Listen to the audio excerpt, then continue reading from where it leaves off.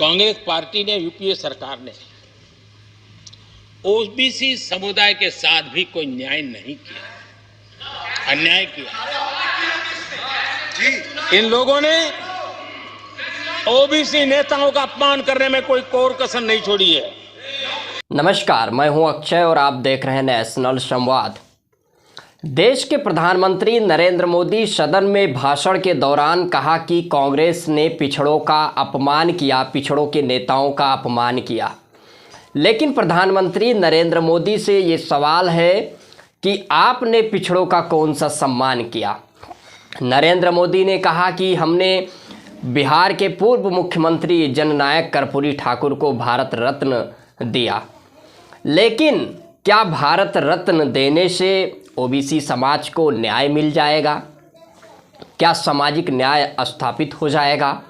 क्या OBC SC ST को संख्या अनुपात में उनको प्रतिनिधित्व, उनका हिस्सा मिल जाएगा? नहीं।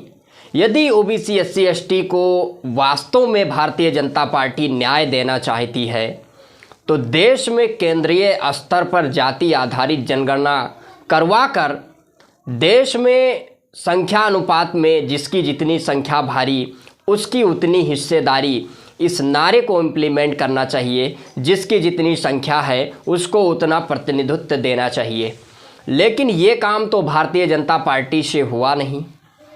अब सवाल ये है कि जननायक कर्पूरी ठाकुर को भारत रत्न देने भर से न्याय तो मिलेगा नहीं, लेकिन ये भारत रत्न जो दिया गया वो कहीं ना कहीं एक पिछड़े समाज को, जननायक कर्पूरी ठाकुर पिछड़ों के नेता हैं, वंचितों उपेक्षितों के नेता हैं, मसीहा हैं और उनको भारत रत्न बहुत पहले मिल जाना चाहिए। हालांकि इसके लिए तमाम ओबीसी एससी एसटी के नेताओं ने और ओबीसी एससी एसटी समाज के लोगों ने काफ़ी लंबे समय से संघर्ष किया, भारत रत्न दिया गया।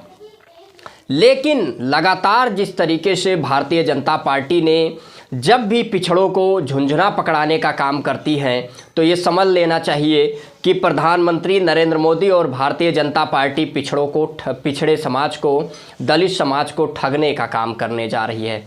ठीक उसी प्रकार जिस प्रकार प्रधानमंत्री नरेंद्र मोदी ने कहा था कि मैं पिछड़े माँ का बेटा हूँ और मैं ओबीसी हूँ, लेकिन जब सवाल किया गया देश के प्रधानमंत्री नरेंद्र मोदी से और बीजेपी से कि ओबीसी कितने हैं, उनकी संख्या कितनी है और सरकारी नौकरियों में कितने हैं और विभिन्न विभागों में कितने हैं, इसका जवाब प्रधानमंत्री नरेंद्र मोदी के पास नहीं था और उन्होंने आज तक नहीं दिया।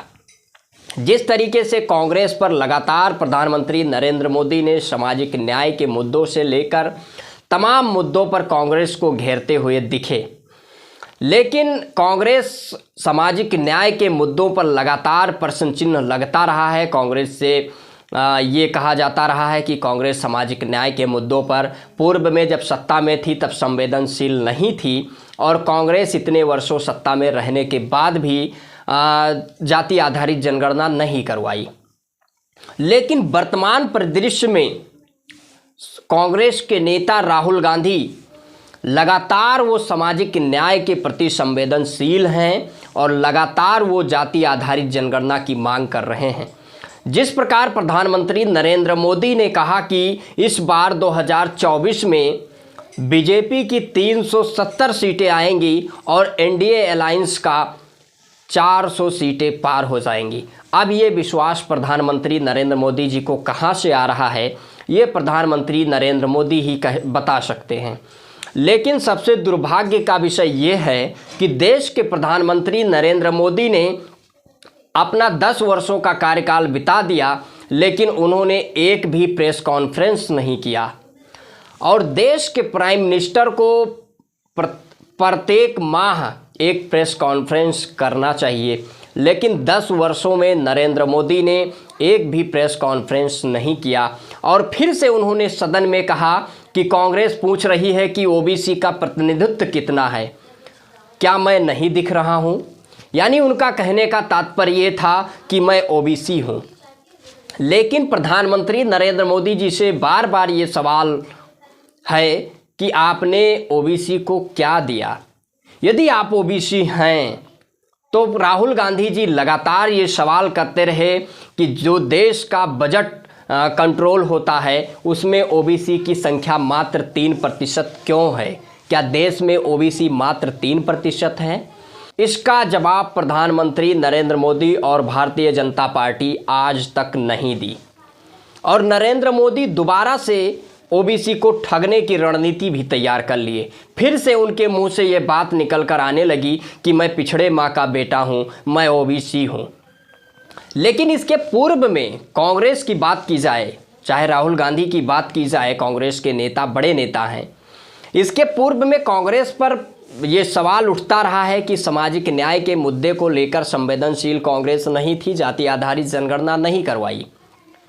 लेकिन राहुल गांधी लगातार जिस तरीके से सामाजिक न्याय के प्रति संवेदनशील हैं, लगातार भारतीय जनता पार्टी से वो सवाल कर रहे हैं, ओबीसी एससी एसटी के प्रतिनिधित्व पर सवाल कर रहे हैं, और लगातार वो राहुल गांधी जिस तरीके से जाति आधारित जनगणना की मांग कर रहे हैं। इस वीडियो को पहले सुनिए।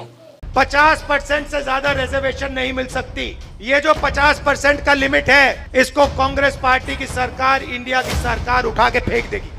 सड़क पे था, साइकिल पर 200 किलो कोयला लिए धकेल कर भूखे आदिवासी 50 किलोमीटर चल रहे थे। वहाँ पे आपको आदिवासी मिल जाएगा, वहाँ पे आपको दलित मिल जाएगा, वहाँ पे आपको पिछड़ा मिल जाएगा, मगर किसी बड़ी कंपनी में नहीं मिलने वाला। तो आपकी ना सरकार में हिस्सेदारी, प्राइवेट यूनिवर्सिटीज की लिस्ट निकालिए, कॉलेजेस की लिस्ट निकालिए, उसमें आपको एक पिछड़ा नहीं मिलेगा। और फिर आप कॉन्ट्रैक्ट लेबर की लिस्ट निकालिए और उस लिस्ट में आपको सिर्फ ओबीसी, दलित और आदिवासी मिलेंगे और कोई नहीं मिलने वाला। और इसीलिए हमारा पहला कदम पूरे देश में जाति जनगणना को करवाने का होगा। ये वीडियो भारत जोड़ो न्याय यात्रा राहुल गांधी जी की जो चल रही है, ये झारखंड में जनसभा को संबोधित करते वक्त की है।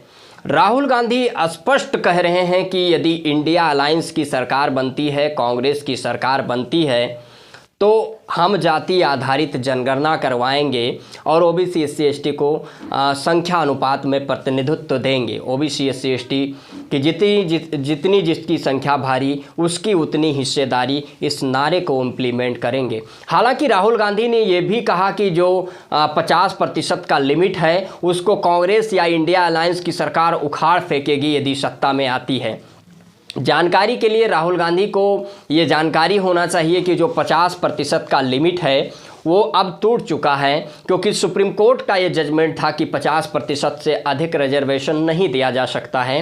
लेकिन ये 10% EWS आरक्षण जब से लागू किया गया तो ये 50% का लिमिट टूट चुका है। और हाल ही में बिहार में जाति आधारित जनगणना वहाँ की सरकार, प्रदेश की सरकार ने करवाई थी और वहाँ पर ओबीसी एससी एसटी के आरक्षण को बढ़ाया भी गया। ओबीसी एससी एसटी आरक्षण 65% किया गया। ठीक उसी प्रकार पूरे देश भर में जाति आधारित जनगणना करवाकर और ओबीसी एससी एसटी को उनके संख्या अनुपात में उनको प्रतिनिधित्व देने की आवश्यकता है। नरेंद्र मोदी लगातार जिस तरीके से, बीजेपी ने लगातार जिस तरीके से ओबीसी समाज को ठगने का काम किया है, ओबीसी समाज के साथ धोखा देने का काम किया है। लेकिन कांग्रेस की बात की जाए तो पूर्व में जो भी रही हो, लेकिन राजनीति एक सीखने की प्रक्रिया है। वर्तमान में जिस तरीके से कांग्रेस के नेता राहुल गांधी लगातार सामाजिक न्याय के मुद्दे को लेकर संवेदनशील हैं और लगातार वो जाति आधारित जनगणना की बात कर रहे हैं, और वो उनका ये दावा है कि जो 50% की लिमिट है इसको भी समाप्त किया जाएगा।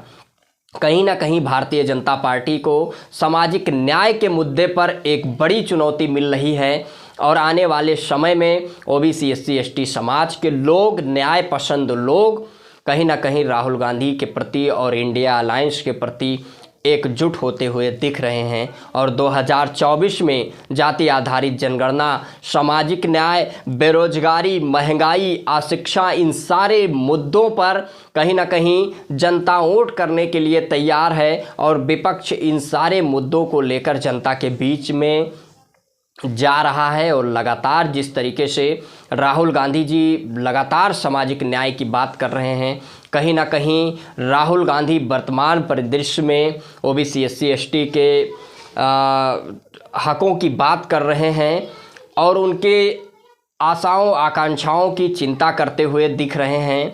तो मुझे लगता है कहीं ना कहीं ओबीसी एससी एसटी समाज, जो सामाजिक न्याय पसंद लोग हैं, प्रगतिशील लोग हैं, वो राहुल गांधी जी के साथ एकजुट होते हुए दिख रहे हैं। इस विषय पर आप सभी लोगों की क्या प्रतिक्रिया है? आप अपनी प्रतिक्रिया कमेंट बॉक्स के माध्यम से अवश्य दें। यदि वीडियो को यूट्यूब चैनल पर देख रहे हैं तो चैनल को सब्सक्राइब करें, वीडियो को फेसबुक पेज पर देख रहे हैं तो पेज को फॉलो करें। तब तक के लिए जय हिंद, जय भारत।